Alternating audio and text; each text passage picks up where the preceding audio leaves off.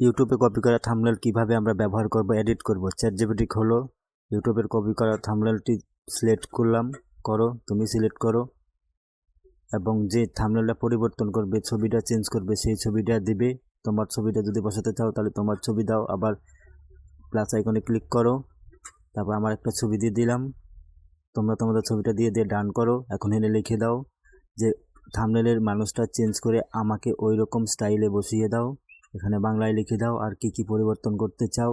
Background পরিবর্তন করে চাইলে লিখে দাও ব্যাকগ্রাউন্ড পরিবর্তন করো, এইচডি করো, 16.9 করো এবং চারপাশে বর্ডার দাও এবং কালারফুল করো, এইচডি কালার করো বা 4K করো। এইভাবে আমি 1 মিনিটের মধ্যে ইউটিউবের থেকে কপি করে থাম্বনেল এনে চ্যাটজিপিটি দিয়ে বানাই এবং খুব সহজেই 1-2 সেকেন্ডের মধ্যেই কাজ হয়ে যায়। তারপর এটা লেখার পরে তুমি পেস্ট করে দাও, পেস্ট করে দিলে একটু পরেই থাম্বনেল জেনারেট করে দেবে। একটু ওয়েট করো, চ্যাটজিপিটি কাজ করছে, থাম্বনেল বানানোর কাজ শুরু হয়েছে। একটু পরেই কাজ করে তোমাকে থাম্বনেল দিয়ে দিবে, ডাউনলোড করতে পারবে। এখন কাজ শুরু হয়ে গেছে, থাম্বনেল রেডি। এখন থাম্বনেলটা আসবে, এখানে ক্লিক করো, দেখো কত সুন্দর থাম্বনেল বানানো হয়ে গেছে। ক্লিক করে সেভ করো।